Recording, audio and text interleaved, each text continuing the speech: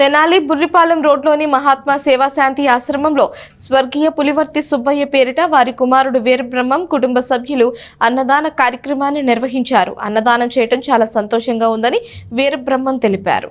స్థానిక బుర్రిపాలెం రోడ్లోని మహాత్మా సేవాశాంతి ఆశ్రమంలో జరుగుతున్న సేవా కార్యక్రమాల నేపథ్యంలో సోమవారం స్వర్గీయ పులివర్తి సుబ్బయ్య పేరిట వారి కుమారుడు వీరబ్రహ్మం వారి కుటుంబ సభ్యులు కలిసి వృద్ధులకు అన్నదాన కార్యక్రమాన్ని నిర్వహించారు. ఈ సందర్భంగా ఆశ్రమ వ్యవస్థాపకులు వజ్రాల రామలింగాచారి మాట్లాడుతూ ప్రతి ఒక్కరూ సేవా దృక్పథంతో ఉండాలని, తోటివారికి సేవ చేస్తున్నప్పుడే సమాజం కూడా ఉన్నతమైన సమాజంగా రూపుదిద్దుకుంటుందని ఆయన అన్నారు. ఇంకా ఈ కార్యక్రమంలో ఆశ్రమ వాసులు సిబ్బంది పాల్గొన్నారు. పులివర్తి వీరబ్రహ్మం గారు, వీరి వయసు 99 సంవత్సరాలు, మహాత్మా గాంధీజీ దర్శనం చేసుకున్న మహనీయుడు. అటువంటి మహనీయ దర్శనం మనం చేసుకోవడం మహద్భాగ్యం.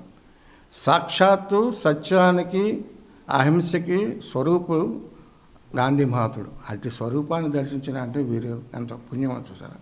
అటువంటి వారిని మేము దర్శనం చేసుకోవడం జన్మ సుకృతము. అదేవిధంగా సువార్తమ్మ గారు కూడా, ఎందుకంటున్నారంటే మతాలు ఏదైనా, మానవులు ఎక్కడైనా, ఏ ప్రాంతం వల్లైనా దైవానికి చెందినంతా ఆత్మస్వరూపమే. సర్వాత్మలో భగవంతుని ఇది సర్వాంతర్యామి భగవంతుడు.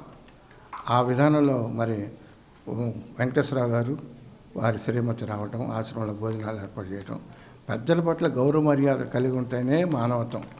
మానవుడు అంటే పెద్దలను గౌరవించాలా. పెద్దలను గౌరవిస్తేనే మనిషి.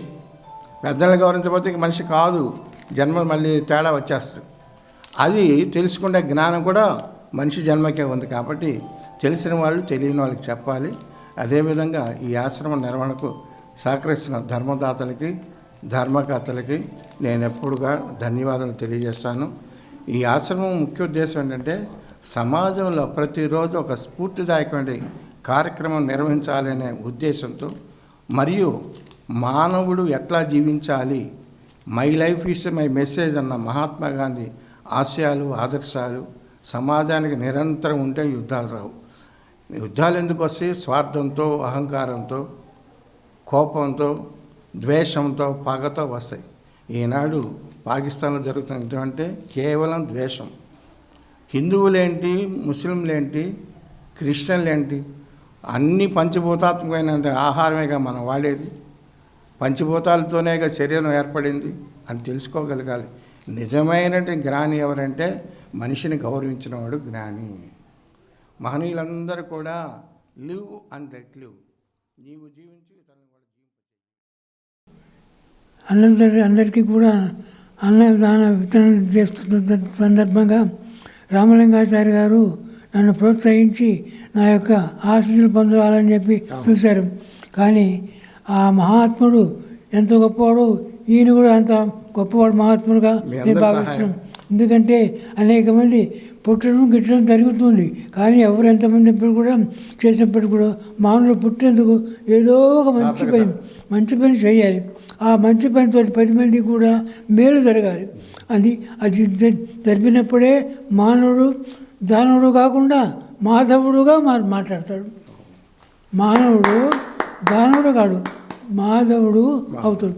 అప్పుడే ఆ మానవుడు మాధవుడు అవుతాడు. కనుక ప్రతి ఒక్కరు కూడా మంచి కోసం ప్రోకలాడి మహాత్మా గాంధీ గారు ఒక సందర్భంలో మనకు వినయము, విధేయత, అహింస పద్ధతులను అనుసరించి నడిచాడు. వైస్రాయి అప్పుడు గవర్నర్ జనరల్గా ఉండే ఆయన అనుమతితోటి మనకు స్వాతంత్రం రావాల్సి వచ్చింది. అప్పుడు ఆ వైస్రాయికి భార్యకి ఇద్దరి మధ్య కూడా పొత్తు కుదరలే. ఆ ఇద్దరి మధ్య దొరబడ్డాడు గాంధీ గారు. ఎవరు చెప్పాల్సిన మాట వాళ్ళు చెప్పాడు, విధేయంగా మేడం.